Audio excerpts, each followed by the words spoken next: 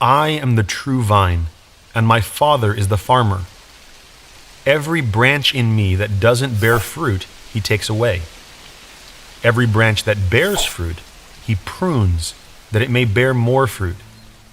You are already pruned clean because of the word which I have spoken to you. Remain in me, and I in you. As the branch can't bear fruit by itself unless it remains in the vine, so neither can you unless you remain in me. I am the vine. You are the branches. He who remains in me, and I in him, the same bears much fruit. For apart from me, you can do nothing. If a man doesn't remain in me, he is thrown out as a branch and is withered, and they gather them, throw them into the fire, and they are burned.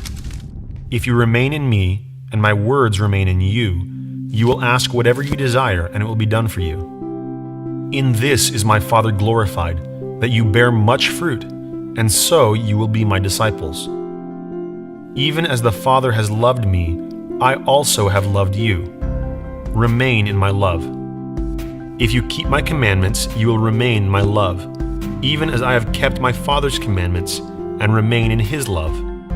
I have spoken these things to you, that my joy may remain in you and that your joy may be made full.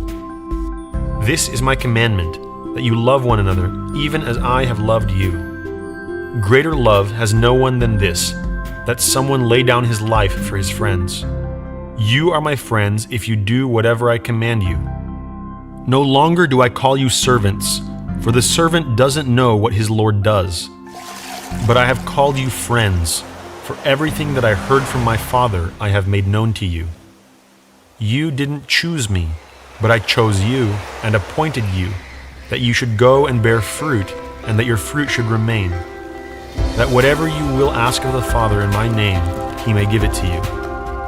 I command these things to you, that you may love one another. Hi, I'm Stefano Watson, owner of Avio Vineyards in Southern Creek, California.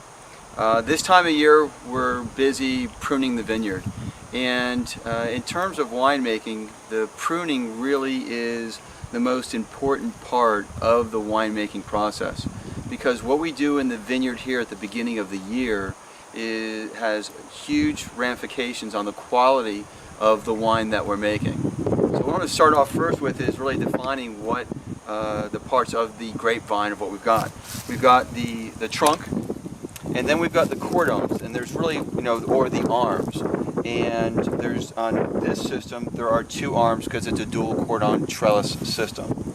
Coming out of the cordon then are the spurs, and then from the spurs we have the canes, and that's where the grapes come off of, is on the canes each year. And so what we're doing now is grapes only come off of second year wood, we call it. So we have to prune back last year's wood so we can get new grapes on this right now. So what we're looking for off of each spur is to prune down to one cane, and on each cane we prune to 2 buds.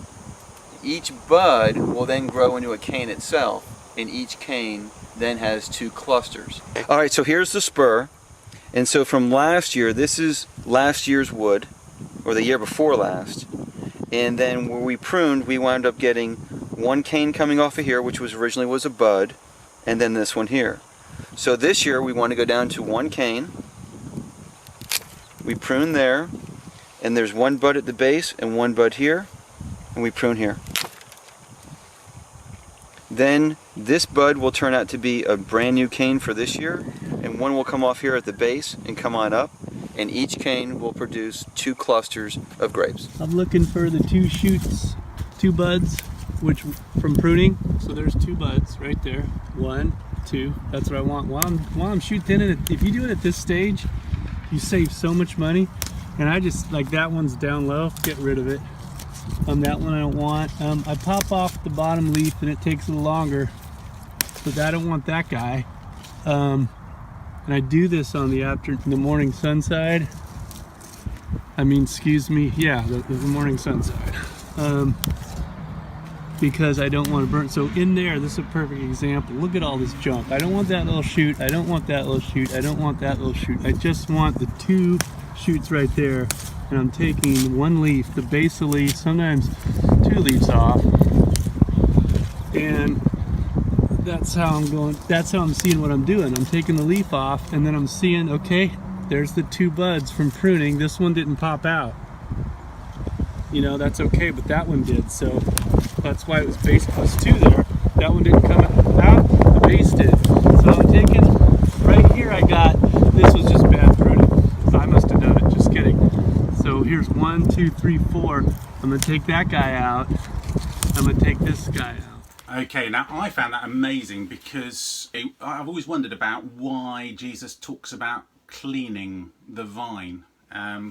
And I just thought that you could see he's talking about this being rubbish, and he's kind of cleaning all those bits off around the shoots that he wanted to encourage. Anyway, let's get on to that in a short while. So in John's Gospel, Jesus says I am about himself quite a few times. We looked at I am the good shepherd a little while ago, and he also said I'm the door for the sheep.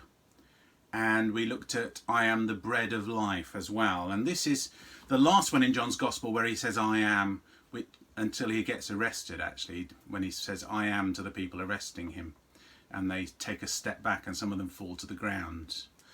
But he says I am the true vine. And I was reading in Mark's Gospel a couple of days ago on Friday morning, Mark chapter 12, and it talked about a vineyard, which is the nation of Israel. Jesus talks about the vineyard, that it had been prepared beautifully, and all it did was produced. It didn't produce dodgy grapes. That was in Isaiah. And the father sent his servants and finally his son to collect the grapes from the vineyard, the fruit, because that's what the father wanted. He wanted fruit from his vineyard. And his prophets and even his son were badly treated and then even killed. And he said, that's going to bring judgment on that vineyard. And when Jesus talks about himself being the vine, he is saying that he is actually he's the fulfillment of Israel's purpose. Israel's purpose was to bring the presence of God to the world. And Jesus is the fulfillment of Israel's purpose. He is the true vine. It's important to realise that it's not saying that the church is the vine, but actually that Jesus is the fulfillment of the vine. And the church is just part of what comes off that vine. So Jesus is identifying himself with Israel and its mission in the world. And then he says the Father is the farmer or the gardener.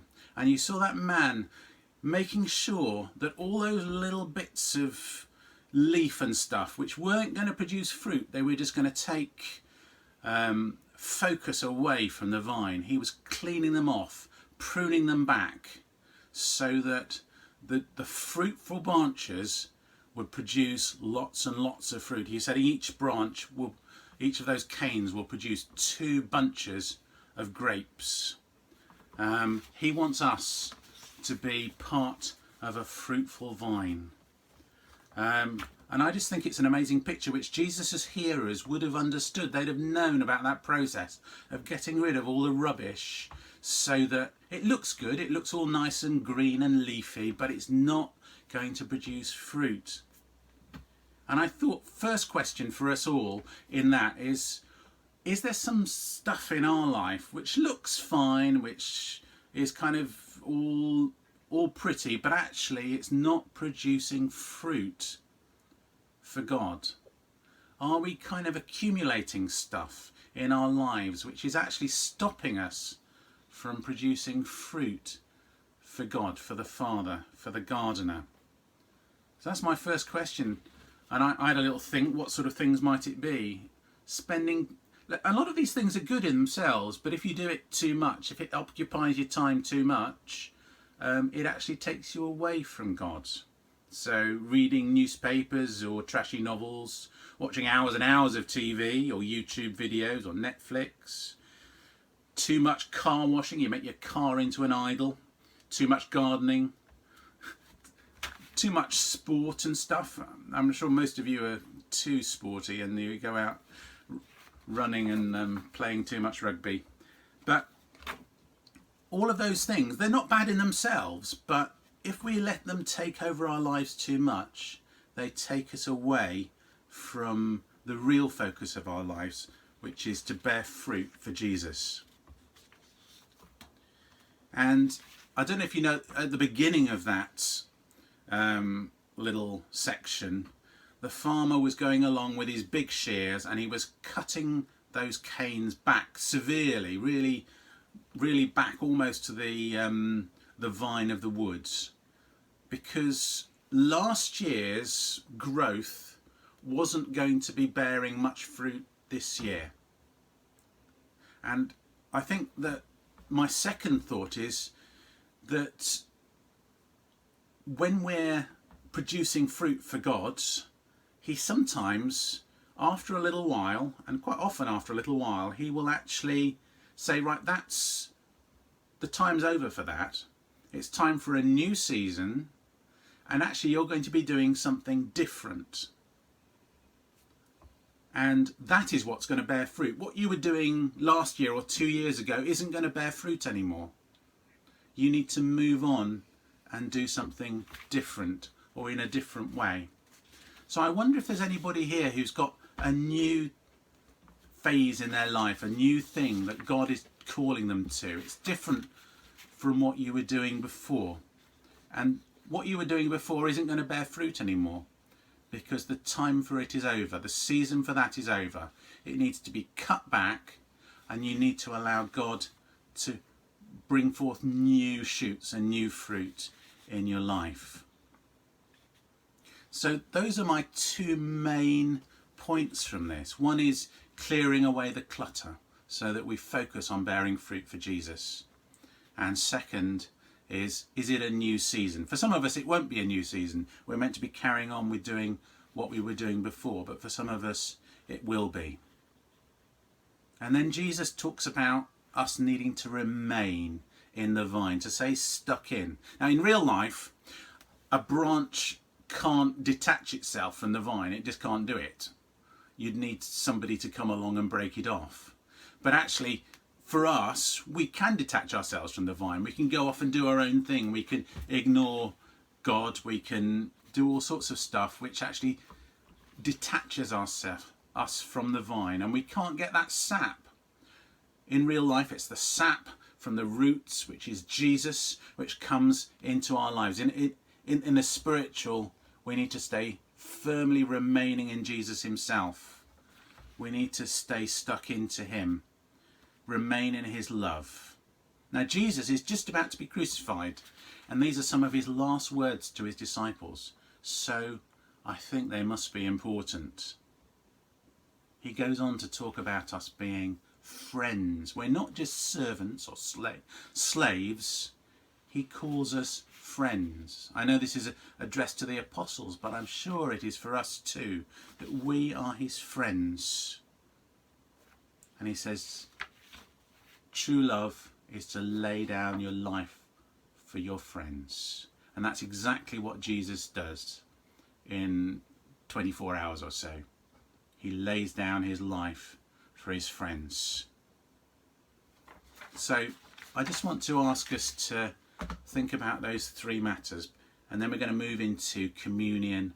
There's going to be a couple of songs to help us to prepare ourselves for communion in worship. Is there clutter in your life that you need to get rid of, which is taking away the focus from God and from bearing fruit for him? Is it a new season for you where actually God's going to prune back what you were doing and give you a new growth, a new way of bearing fruit? And thirdly, are you making sure you remain in Jesus and giving your energy to remaining in him? I'll just pray, and then we're going to have the two worship songs that I mentioned earlier.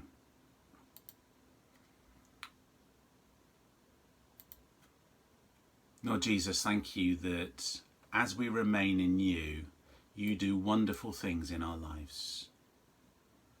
Lord, we're so blessed to have your presence in our lives. Oh, please show each one of us if there's clutter that we need to remove, if it's a new season for us, and show us how to remain in you so that we bear much fruit and we live in your presence day by day. Thank you for your grace to us, Lord Jesus. Amen.